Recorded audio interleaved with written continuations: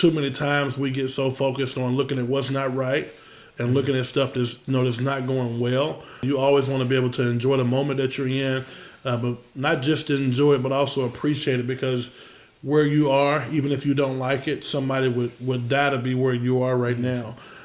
So my advice to any student in band would be to appreciate the opportunities that you have before you, because I guarantee you, I wish I could go back.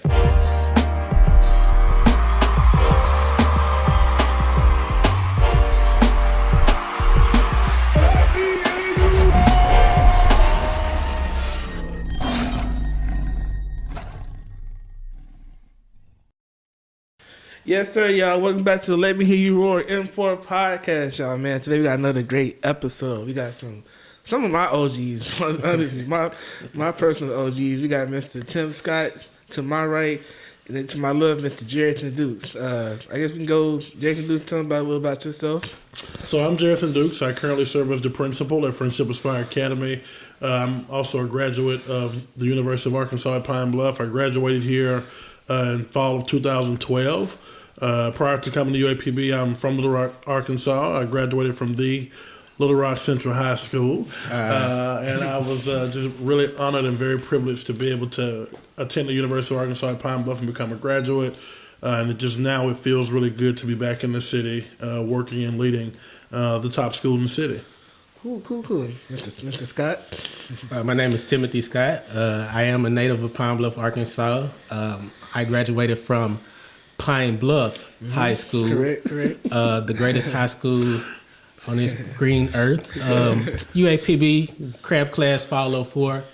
Fall 10 graduate with a Bachelor's in Education, P4. I also got my Master's from UAPB as well.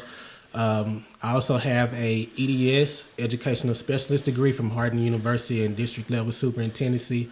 And I am the Assistant Principal at the #1 school, elementary school in Pine Bluff, Friendship Aspire. Yes, sir. So let's go rewind back the clock then. So let's start with the elder statesman in the room. Man, ain't that old, man. So you Crab Class in 04. So let's rewind back. So you how did you start getting into music? So I got into music really going to the homecoming parades. One homecoming that I remember, don't really remember the year, but Muhammad Ali actually was in town for that homecoming. Okay. So that's when I really was exposed to seeing like the different bands and things like that.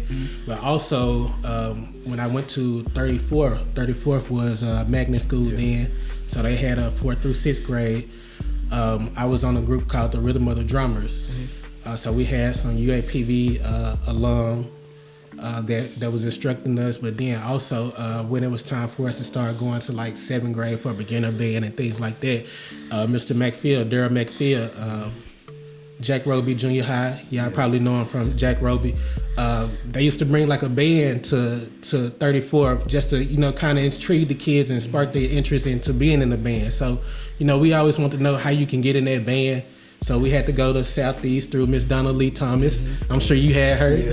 Yes. So she was very good at providing that foundation as well. So after that, went to Pine Bluff High School. Was under Mr. Lott and Cornelius Tank Pickens. EKK side, that's my frat brother as well. So Mr. Lott is too. So just being exposed to them, and things like that. So that really sparked my interest in music. Mr. Dukes? Kind of different story. I actually got into band in middle school. So in Little Rock, bands in elementary school were not that popular and really still not so much today. But when I was in middle school, I actually started on baritone. And I remember, taking that big old instrument home, you know what I'm saying, and making loud noise at the house. Thought I was doing something, but when I got to Little Rock Central High School in 9th grade, I was actually switched over to the tuba. And at that time, Dr. Samuel Meredith, he was our band director. He's a UAPB alumnus, but he always exposed us to, high calibers of music, always exposed us to homecomings in Pine Bluff, and always talked about the next level and what's going to happen next. So I thought I was good going to high school, but he really opened my eyes and really put us into some different experiences that really allowed me to get better at music and really be able to refine my craft. When I was in high school, I did the jazz band. I learned how to play bass trombone. So learning new instruments is what really kept me interested. I remember my 11th grade year, I came to UAPB and I auditioned in 11th grade, and I got offered a full scholarship at that time. And just from that point on, I just knew I wanted to come to UAPB. So when I got in 12th grade, I actually made All-State Jazz and All-State Concert Band. I started getting offers from everywhere, but I knew that UAPB was where I was going to be because they were the first ones to plant that seed in my 11th grade year. So band started for me in middle school. What kept my interest was learning new instruments and just what my band director provided for me, challenging our band to really to get better. So that is how I got to UAPB, but that's also what piqued my interest in music. Okay. And what year is that you got to UAPB? Fall 2007, the best crab class they talk about all the time.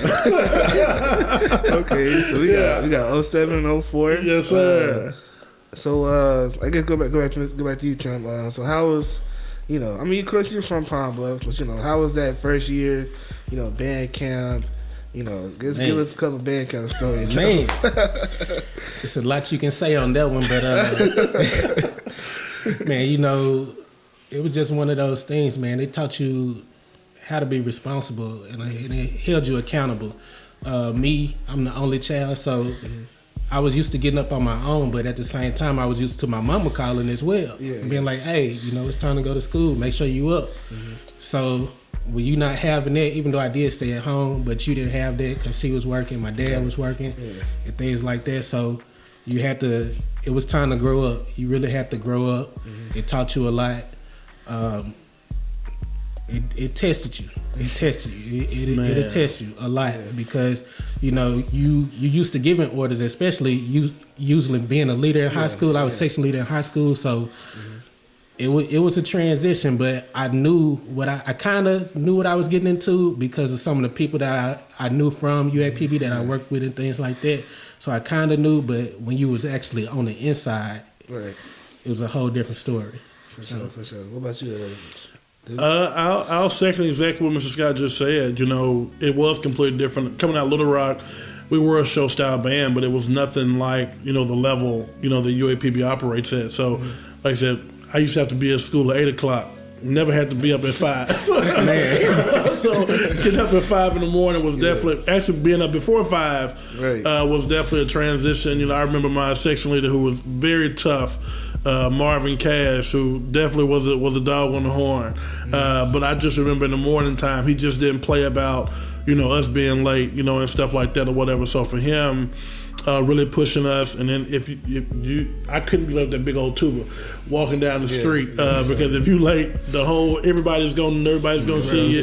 You're gonna be on the Kicking It crew, and stuff like that. But it was definitely a transition, but definitely responsibility is what came out of it because that was the first time being on the campus. Just aside from the band camp, the actual physical part of it, when you get a chance to meet new people.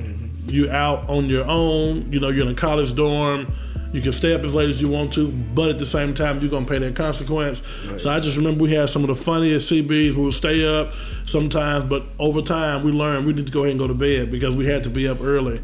But I had some funny CBs that were really, really funny, that they really made band camp kind of light, the jokes and stuff like that. It was amazing. It was amazing. For sure. Any favorite games, funny moments you had during your tenure in the band? Man, too many. A lot. Favorite game had to be Jackson State. Going to Jackson State, the infamous fifth quarter with Jackson State. What year was that? Was that 09?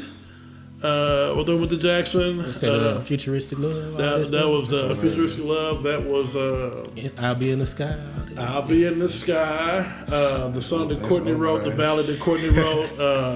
It was a lot. That was my favorite fifth quarter. And then also the tuba section, the tuba battle. That was always one that we looked forward to. And that was the year that we really let Jackson State know who we were. So really excited about. That was 09. That was 09. Yeah, going to Jackson 09 was my favorite game. Yeah, I think for me the same thing. Like I got a lot of friends that went to Jackson, so it was always a good rivalry with us in high school and things like that. So I always like going, seeing them. It's like a family affair and things like that. So, I mean, that was the game, especially the infamous 04 homecoming battle. That was an intense battle. It was an intense battle. I'm just gonna leave it at that. But it was what it was. Yeah, I actually remember a couple after 09. I remember my first year at Palm High, and I remember. Well, I guess it's my story how I met y'all. My first time I met y'all. Mm-hmm. First time, I'm gonna start with the better memory. First time I remember meeting Dukes. Well, not necessarily a meeting, but the first time I remember seeing you before. It was in 2011, Jackson State homecoming. We all came to Jackson State. I remember, we was all sitting in front of y'all. And it was like, hey, y'all, we finna play this one right here. I think y'all played On Our Own or something like that. And I was just like, oh, yes. We were the best section in the band, multiple years in a row. Well, y'all don't want to recognize Crank, but it's all good. And then, in 2009, fall 2009, 10th grade, first year at Palm High, it's band camp. And I'll never forget, it's my first time meeting Tim. I'm pulling up to the band room. I think, what time, we had to probably be there probably 8. No, it was 7:30. 7:30. I know what time it was. It probably was 6:30 too. About to go. So we supposed to be there at 7:30. My mom, we pulling up, and it might be legit 7:30. So I'm walking up there. First thing Tim say, "You gotta run. You gotta run. You late." So my mom like, "Why are you running?" He late. He said 7:30. Oh, he gotta be sitting down at 7:30. What an intro. My first time meeting Tim, and that's just one of many things. He instilled in me being, like I said, my band director in high school. Definitely showed me the ropes of being a great bandsman throughout the years. One of the many people helped me when I started writing music. He was, give me songs or, hey, write this song. I just write them just because I was just that type of person. I was just writing music. We kind of, I think even though he was kind of that leeway to how I even met Courtney. Because I remember we had finale on the little computer room in Palm High. So I was just being there all day, just writing music. And then Courtney came in there one day, showed me that, oh, you doing this, you doing that wrong. So, like I said, Tim definitely helped me become the arranger I am today. For sure. Man, I bet you don't even remember your first song, do you, that you passed out to high school, do you? It was that Mario song. Which one? I Get It In. Yep. I remember. Yep. I remember for sure. I remember. Then I remember Dukes came in.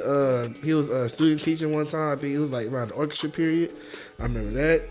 And then, so then after that, we'll talk about the mass band. So, what was y'all's mindset when y'all wanted to bring back the mass band? So when we started the mass band, so we tried it 2 times. Mm-hmm. The second time was the successful one. Yeah. The first time, Tank was still alive then, so we tried it. So they gave us the cue to really try it. Mm-hmm. It was actually successful. It was going straight. It was well. But I think what kind of threw a monkey wrench in the plans was people wasn't respecting the instruments and things like that. So, of course, they using school instruments. You need to be responsible with them just like anywhere else. So that kind of stopped us. But the second time we started it, the mass band, we started off big, but I think what kind of weeded some people out, they seen that this is serious. Yeah. This is real. It might just be playing, but this real. And I'm gonna tell you, that second year when we actually started it, 2011. Snoop, y'all know James, Berger, Kellen, y'all know all of them. So they had the Memphis Mass Band. So they was like, man, y'all need to go and get one so we can go and do something. So we went ahead and did it. The numbers went down, but man, that first year, man, we was powerful. We was powerful.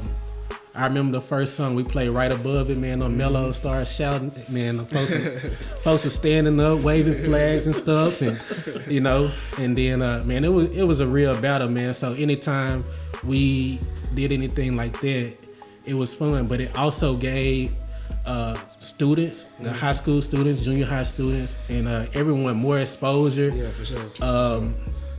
To different places. We went to Dallas one time, and just did some different things. So I think it was successful. I think to keep it successful, I think now potentially it could be successful with Fred at Palm Bluff High, Snoop at Dollar Way. Then you got the new boys, L'Emanuel, and I think Sam. Yeah, they got them at Chapel. So, man, I'm really excited for Chapel, man.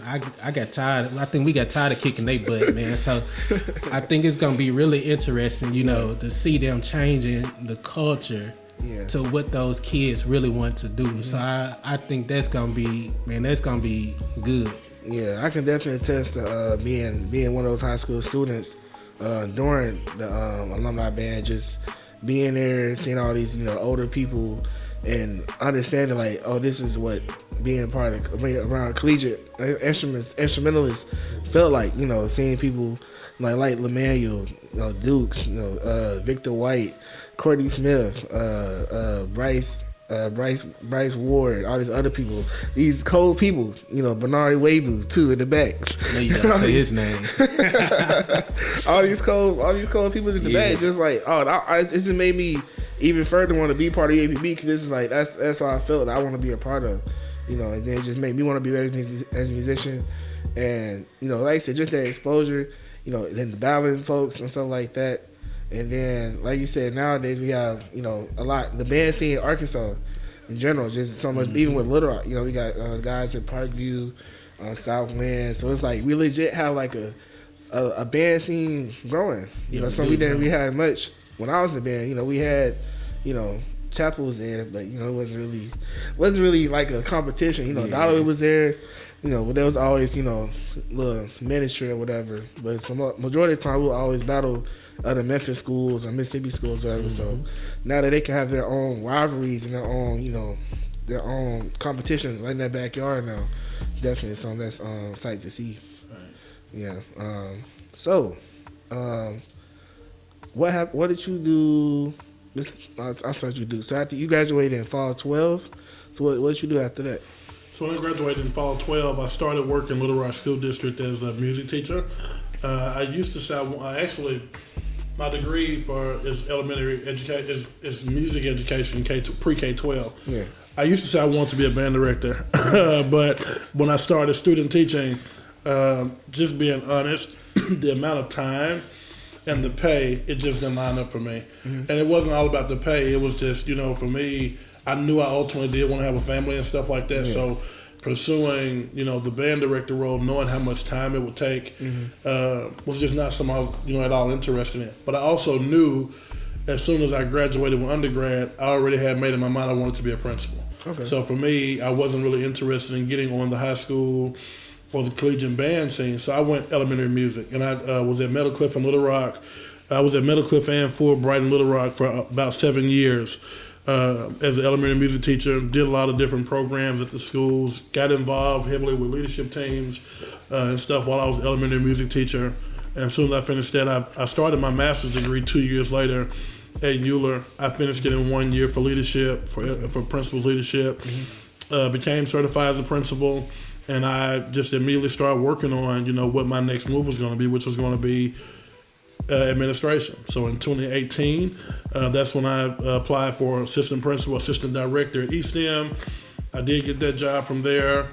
The following year, I was the principal at Scholarmade in Little Rock, and then now I'm with Friendship. So that's kind of my journey along that way. I also got married, have 2 beautiful girls and a beautiful wife. So that's just kind of what I've been doing since I left UAPB. So got my master's, started a family, and just been really trying to blaze the trail in education and making a positive landmark for students to grow and learn every day. For sure. So, Mr. Scott, so you, so I know you when you was if I remember correctly, you became assistant director at Palm Bluff High. You were still in school, weren't you? Yeah. So I was still in school. So Tank had passed. So at that point, everyone was kind of wondering, like, what's gonna be next. Yeah. And everyone knew, well, Tim is the one that's been around the band. Yeah. Even when I was crabbing, so I was around the band from when I marched in school all the way to through college. So I was volunteering from in 2004, like every day. Before I went to practice, I was at Palm Bluff High, making sure, the drum line was straight, making sure, anything Tank or Mr. Lott needed me to do for them, they were good. So when Tank passed, Mr. Lott, we had a talk, and he was just like, I want you to be my assistant, so I gladly accepted. That was something I felt like it was my responsibility to help keep the traditions and things going. So after that, so that was it was listed as like a paraprofessional job. So I did that. So I wasn't getting really teacher pay. I was still making good for, to be in college and things like that. So when I student taught, I didn't resign. I just took a leave, but I only got paid for rehearsal sectionals, and things like that. So after that, after I graduated, got hired. So when I got hired, after I graduated, what they did, we had a basketball coach. His name was Ron Moraney.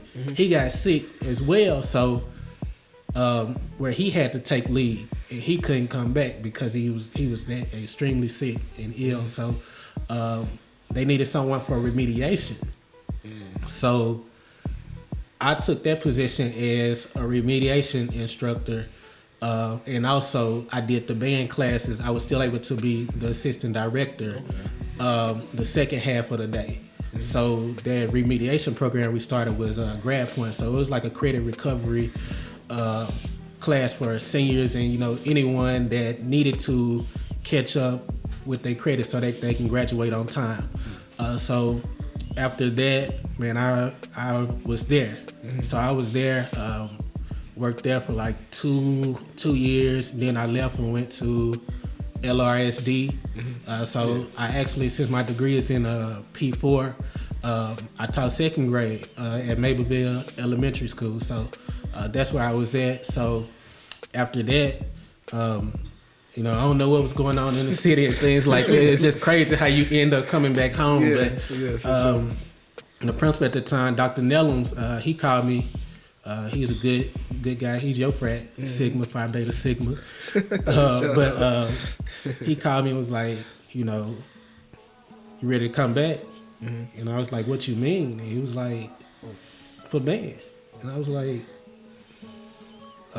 yeah, what's up? So we just kind of started talking about it and things like that. And he told me what to do. So I got on a ALP, additional licensure plan. So I had my certification, but I didn't have it in music. So I did an ALP that was saying if I accept this job, I would enroll in classes and things like that. So I took applied and some other things like that while I was being band director. So got back, did 3 years as head band director at Palm Bluff High.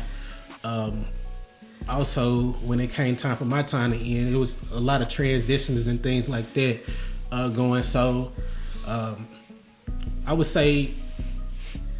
say just an ugly end with PBSD. I would say a blessing to how it ended. And the reason I say that is because when you a band director, you giving up a lot of time. You just don't realize how much time you actually putting in. Like family, things that you really want to do. You just kind of putting everything to the side because you're trying to make sure the band was going on. So I was in a relationship with Daisha. Daisha, her name was Walker at the time. She was a GG. Now she's Scott now, so we married and things like that. So wanted to just looking at the bigger picture, like Duke said. We want to start a family. So that was something that I wanted to do, but also I wanted to get in leadership. That was something that I wanted to do as well. So I felt like if I would have stayed, I would have kept putting what I wanted to do to the side, just to focus on, making sure that the band was good and making sure everyone else is good. And sometimes you get caught up in that, you don't realize that you got to look out for self sometimes. So I enrolled at Harding University. I did a program of study. Since I already had a master's, I did a program of study for builder level. That's a principalship, pre-K through 12. So certified with that. And then I said, well, I got that. That was quick. And they didn't give you a certificate for it. So I said, I want something, to show for this. Yeah. I had the certification, so I had something to show for it, but I continued to go, and I did the EDS for school level superintendency, district level superintendency. That's something that, long term that I wanted to do. But, me and Dukes, we actually worked together at East End. It was crazy because the first day we got there, I was like, what's up, dude? Yeah. So it just felt normal, So ever since, we really been a tag team. So, man, it's a blessing. It's really a blessing. Yeah, for sure. I was gonna say, and then with your time at being at Pablo Hollis, like you said, you was always one of my mentors. Whether you knew it or not, you was always present. always watched. I just took notes on how you carried yourself, like especially now being as a young band director, and how I try to carry myself with these guys now, especially being like the youngest person on staff, just trying to keep that help. Let's being that person for the students, that they can have that younger adult person they can relate to. He was always a person for us, because Mr. Lott, Mr. Lott was cool. Yeah. Mr. Lott was cool, but, Tim was always, always a person who was always a little bit cooler. He understood the jokes and the music and stuff, especially the band music also we wanted to do. That's something that I definitely took in. Even now, like, I'm still trying to perfect, my craft as being a teacher and being a band director for these kids nowadays. So we're going to have a quick intermission. What we also usually do is have a video during the intermission. So is it like a video y'all like for us to play for y'all? A little special request? Man, you know what? Go ahead, yeah. If you had to play any video, man, I would say Crank Tribute to Drew. We bounced up at Palm Bluff High. It was tragic, I want to say Drew was getting ready to graduate, or he had just graduated, and unfortunately, we lost a brother, frat brother. That was my link, man. We had some good times, man. When I mean somebody that'll have you laughing, like when you don't even supposed to laugh, dude would make you laugh, man. So I would say if you had to do any video, I would say any clip from a tribute from Drew. Okay, then we're going to have the Crank Tribute playing for y'all. We're going to be right back.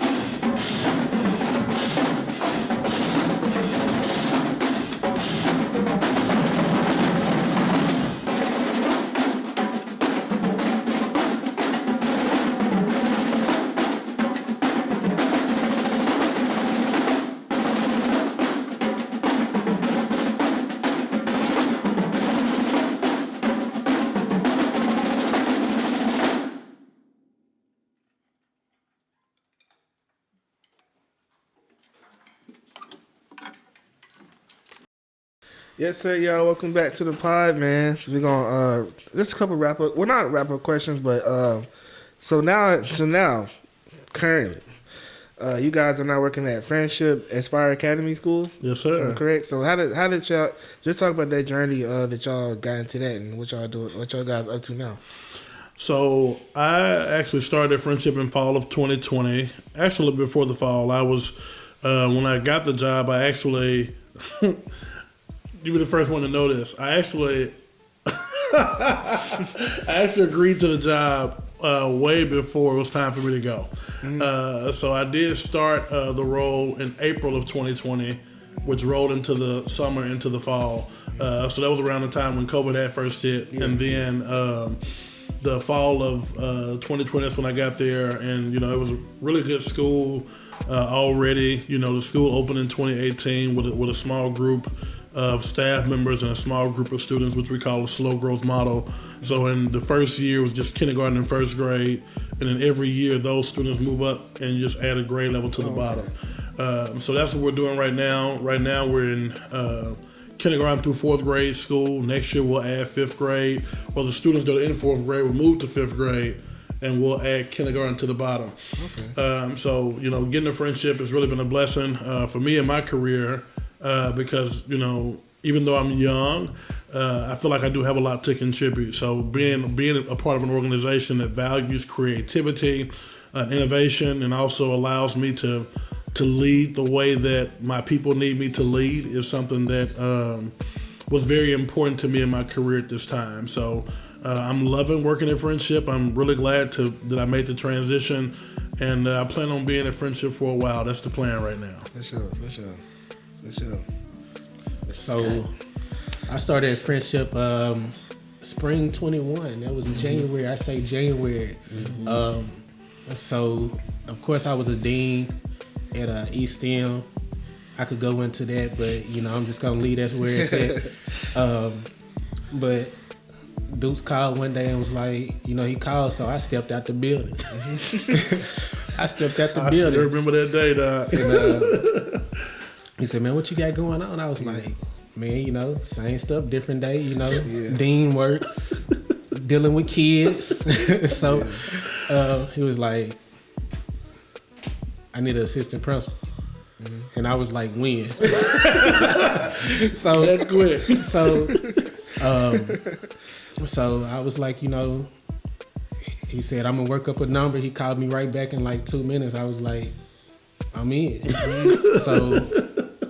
I'm so happy, everything got ready to start kind of happening with COVID and stuff like that. Well, it was already happening. I think we had just went back, really back to school and things like that. So, I had applied for some jobs at East End. It was an assistant director position, like an assistant principal job that came open, man, and applied, man, had all my, ducks in a row, man. One thing you will learn,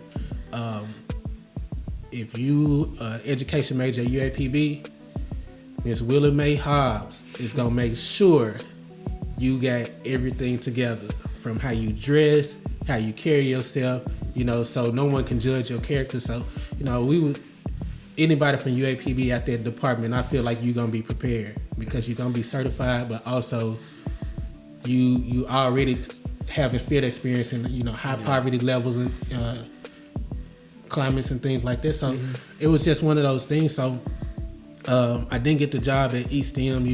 I felt bad. I really was like, questioning why I didn't get this job. But then I just stayed the course and just stayed patient, and say, if God want me back home, it'll end up happening. So so Dukes was like an answer to my prayers. It's like when you try to leave Pine Bluff, you end up coming back. It's like it's just like a calling, man. Like I went to Little Rock and worked in Little Rock, and then came back, went back to Little Rock, got back again. So everything just started panning out. So started at Friendship in January, man. It's like Duke said, man. It's exciting, man.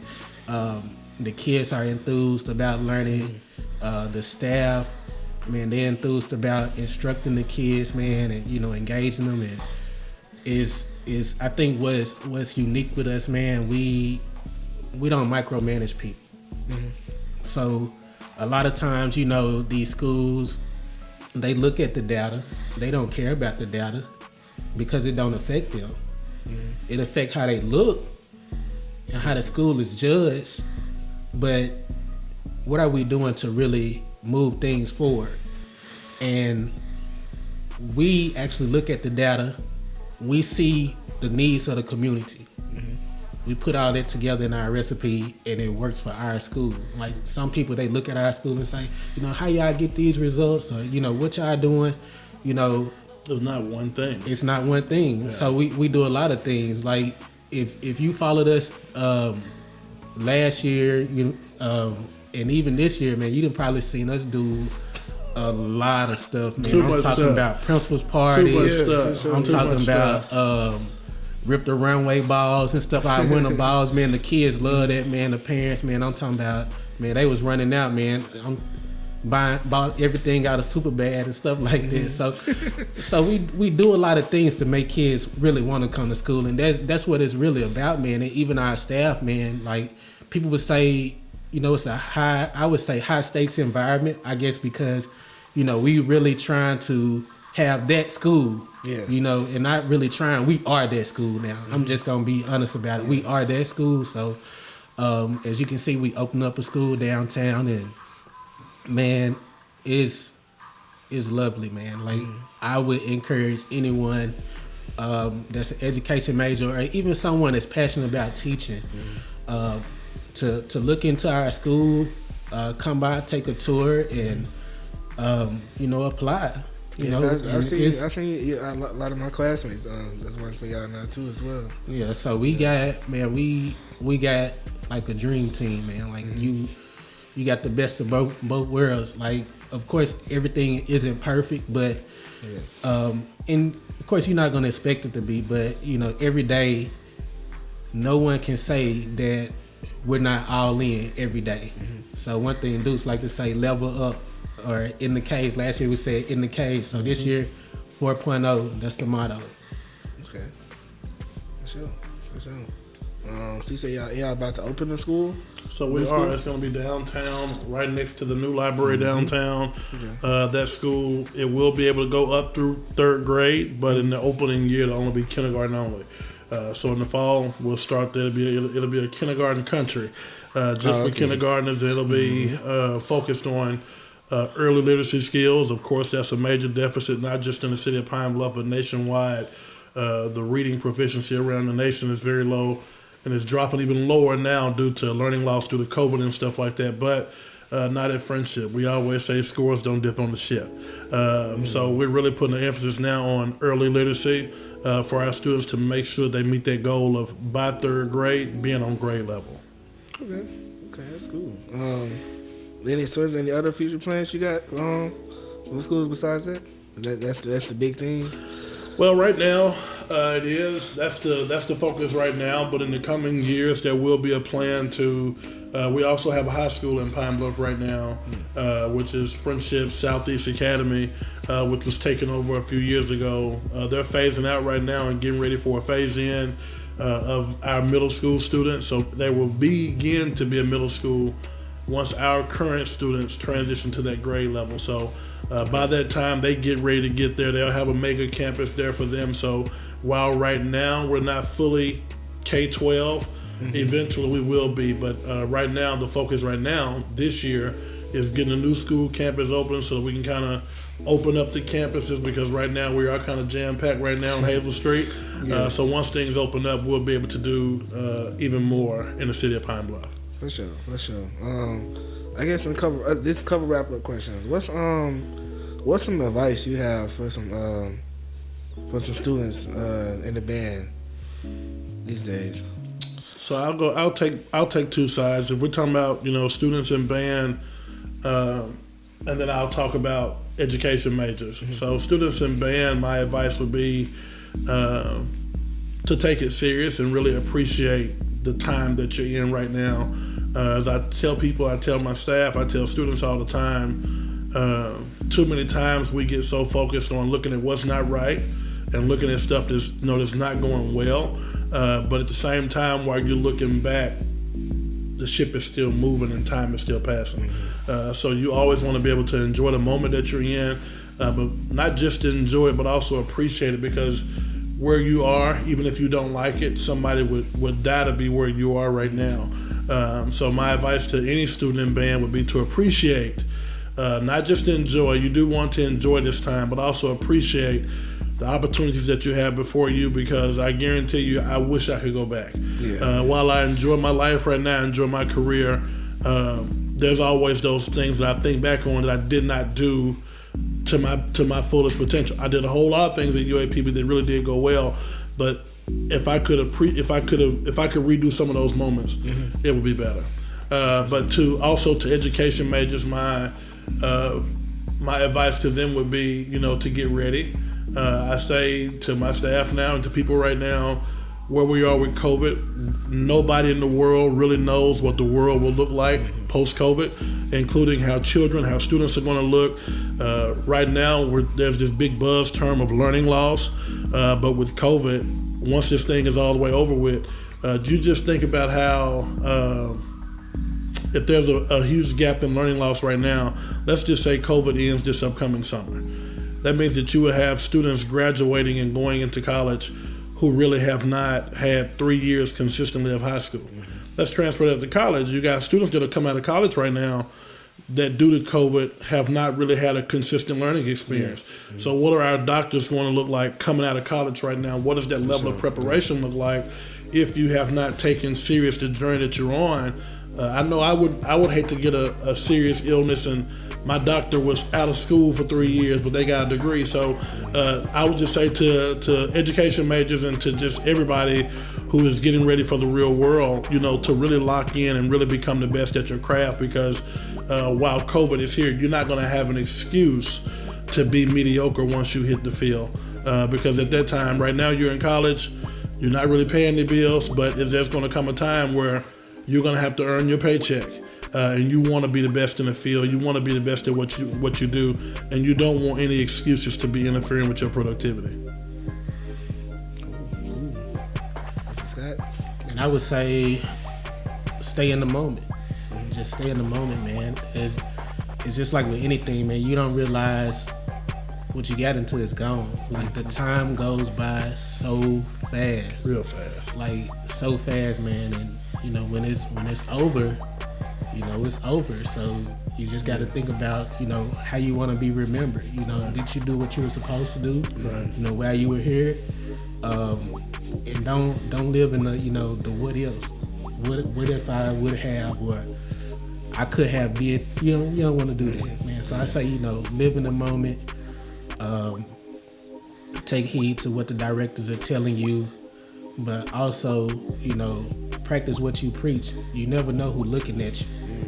And advice for, after you graduate, and while you close to the end, learn all you can while you can.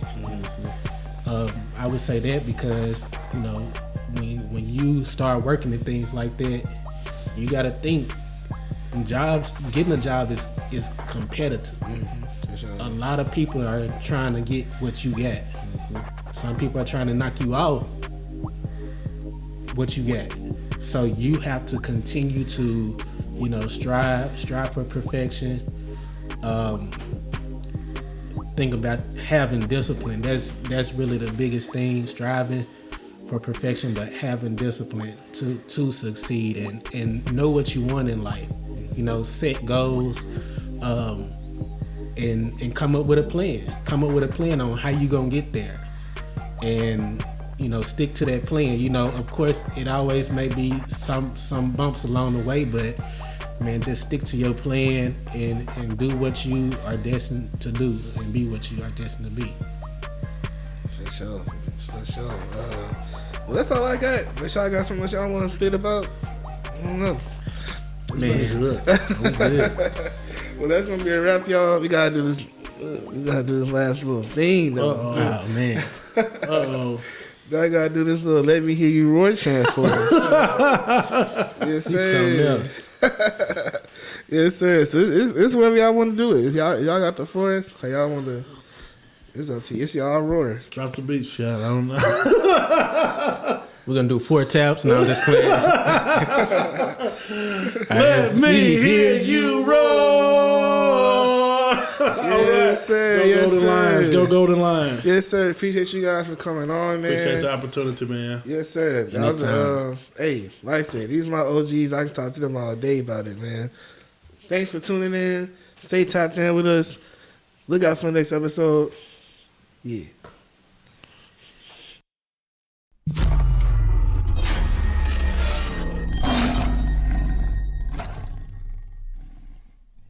Thank you for watching. For additional behind the scenes and bonus content, follow us on Instagram at M4Pod. If you want to keep up with M4 on upcoming news and performances, please follow us on all main social medias.